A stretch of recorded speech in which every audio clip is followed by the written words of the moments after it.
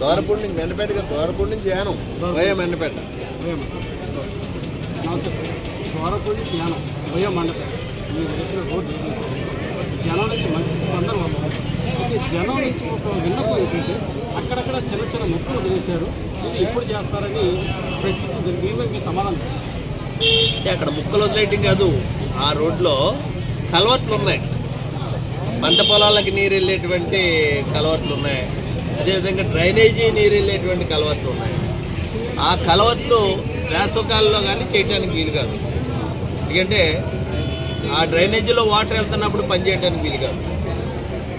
తాత్కాలికంగా మమాని పెంచడం కాకుండా కలవట్లు కట్టి స్లాబ్లు వేసి అప్పుడు సిమెంట్ రోడ్లు కానీ బీటీ రోడ్లు కానీ వస్తే శాశ్వతమైనటువంటి పరిష్కారం అటు రైతులకి దొరుకుతుంది, ఆ రోడ్డు కూడా పూర్తవుతుంది.